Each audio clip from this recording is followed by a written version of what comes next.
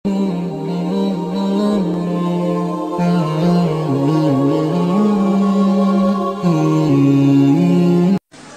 menikah 10 tahun, saya sudah tidak memiliki rasa cinta. Ini masalahnya.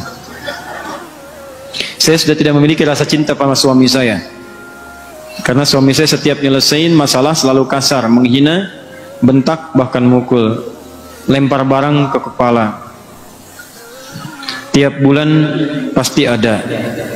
Bicara baik-baik dan senyum juga masih suka dibentak. Apakah saya berdosa jika saya sudah tidak mencintainya? Begini, saya tarik napas dulu ya. Pertama, saya ucapkan selamat kepada ibu. Allah titipkan pria itu kepada ibu, bukan perempuan lain. Dan hebatnya ibu bertahan dengan 10 tahun. Dibentak-bentak, dilempar. Anda bayangkan, perempuan lain mungkin dilempar sehari sudah nggak kuat. Ibu 10 tahun tuh. Ya, luar biasa. Saya ucapkan selamat, yang dipilih ibu bukan perempuan yang lain. Berarti ada hikmah terbesar yang ingin Allah berikan kepada ibu. Seperti Allah titipkan Fir'aun kepada Asia.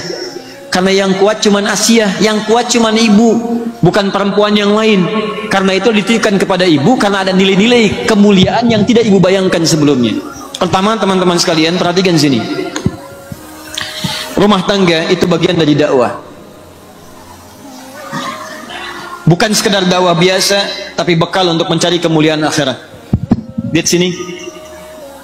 Rumah tangga itu sesungguhnya bekal berpartner, bekerja sama untuk mencari kemuliaan akhirat. Tapi banyak orang keliru kemudian menggunakan dan mengelola perangkat akhirat ini sehingga melihatnya hanya sekedar kebutuhan dunia saja.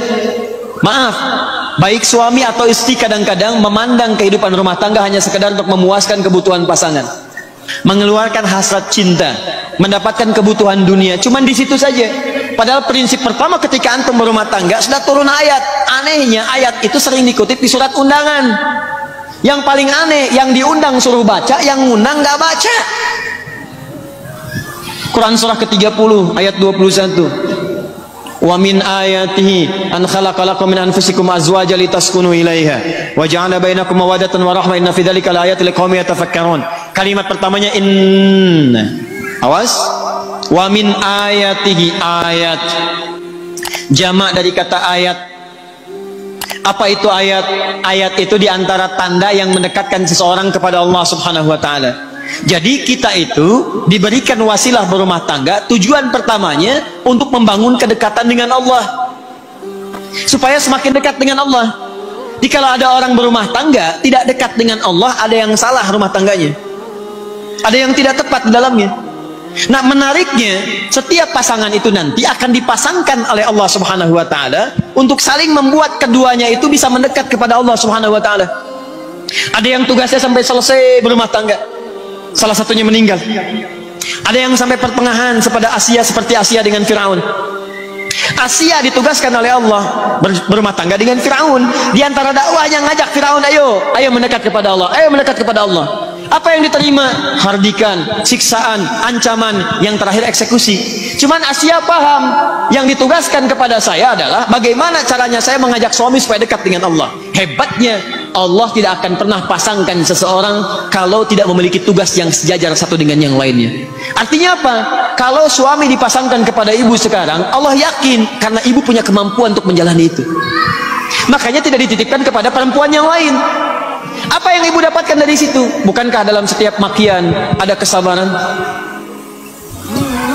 Bukankah dalam setiap hinaan di situ ada ketawakalan?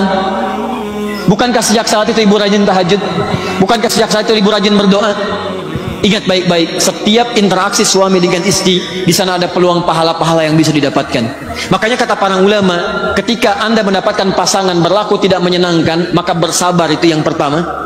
Bersabar, coba terima dulu itu semua dengan merespon dengan nilai-nilai kebaikan.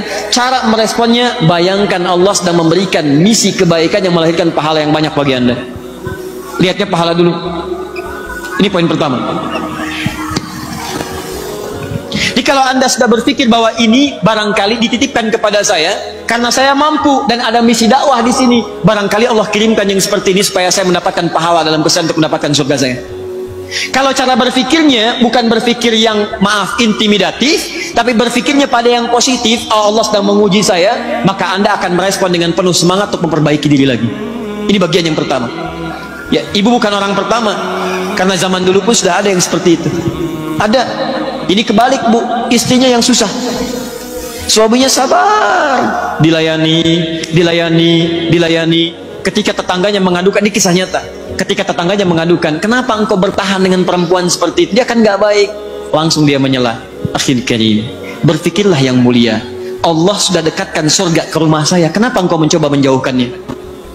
Lihat cara berpikirnya. Allah sudah mendekatkan surga ke rumah saya. Kenapa engkau berpeluang menjauhkannya? Jangan jauhkan.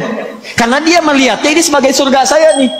Ya, dia titipkan kepada saya bisa melayani dia. Dia marah, saya dapat kesabaran. Saya doakan dia. Nah, dia berpikir dengan marahnya pahala diberikan. Dan dia merasa, oh ini mungkin Allah tugaskan pada saya untuk merubah dia. Sampai titik kesanggupan saya. Kalau sampai saya meninggal, berarti di situ akhir pengabdian saya. Kalau di jalan dia membuat saya jauh dari Allah, dilarang sholat, dilarang ini, dilarang itu, maka Allah turunkan syariat yang berikutnya. Apa itu? Ada mediasi. Quran surah ke-4 ayat 34. Komunikasi dulu. Kalau sudah kurang baik, coba berpisah sementara waktu untuk saling merenung. Kalau juga belum ada solusinya, kemudian beri pelajaran yang membuat mengerti. Ya, ketika tidak dimasakkan bagaimana responnya, ketika dipisahkan bagaimana responnya. Kalau masih belum mengerti juga, cari orang baik untuk menyatukan. Ayat 35-nya. Lihat baik-baik, wa in khiftum shiqaqa bainihima fab'athu hakaman min ahli wa hakaman min ahliya. Kalau semua sudah ditempuh, Allah kasih jalan keluar. Tugas kamu selesai sampai di sini, ya silahkan kerjakan, tingkatkan ibadah yang lain. Mungkin suami kamu akan mendapatkan pencerahan dari yang lain. Semua jalannya ada. Tapi jalan yang pertama, jangan pernah berpikir untuk berpisah dahulu.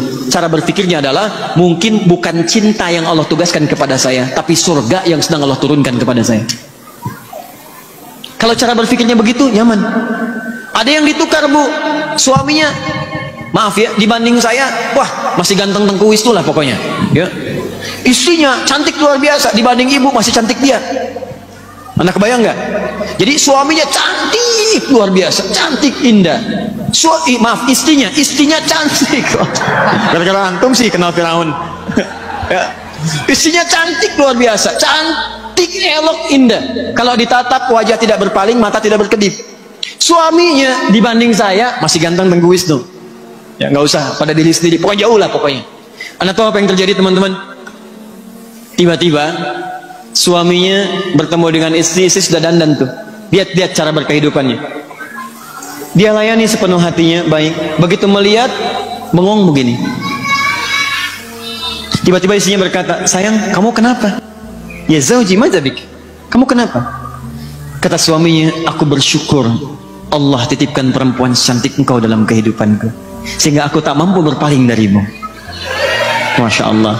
Kata istrinya, sayang, kita berdua akan ke surga. Kita berdua akan ke surga. Suaminya bingung. Kata suaminya, kok bisa? Kata istrinya, kamu bersyukur dengan titipan Allah aku padamu, aku bersabar dengan titipan Allah kamu kepadaku. Tuh. Bahasanya enak ya, walaupun nyelekit tapi enak gitu. Tapi nggak ada yang marah, ketawa keduanya gitu, ketawa keduanya. Jadi barangkali dalam hal demikian, pertama ibu melihat dari sisi ukhrawinya dulu. Ya, Asia bisa sabar, pelajari kisah Asia. Barangkali Allah titipkan dia kepada saya, mungkin untuk mendapatkan surga saya. Ibu bisa pilih itu, ibu berjuang. Kalau mungkin dalam perjuangan itu membahayakan secara fisik, mulai menyakiti fisik, mulai melukai, tidak mampu bertahan di situ, maka ulama memberikan jalan keluar. Baik ya, dari ayat-ayat Al-Quran yang diberikan. Apalagi kalau sudah mencegah untuk mendekat kepada Allah, maka hukum pernikahan nanti bisa turun. Dari mulai sunnah, kalau sudah berbahaya kepada fisik, terancam jadi makruh. Kalau sudah menjauhkan dari Allah atau nyawa terancam, jadi haram hukumnya. Haram. Maka dalam agama nanti bahkan ada fasakh namanya. Fasakh itu dipisahkan oleh hakim. Dipisahkan, ya, supaya mendapatkan kenyamanan tersendiri. Tapi dibalik itu semua, sempurnakan dulu perjuangan ibu kepada Allah, sehingga nanti ketika ibu disoal di hari kiamat nanti, kenapa kamu begini? Ibu bisa menjawab, ya Allah, aku telah sabar menerima titipan darimu dengan perjuangan yang telah aku maksimalkan. Kalau itu belum bisa memasukkan aku ke dalam surgamu, maka boleh berikan syafaatmu dengan segala kesabaran yang telah aku berikan hanya untukmu.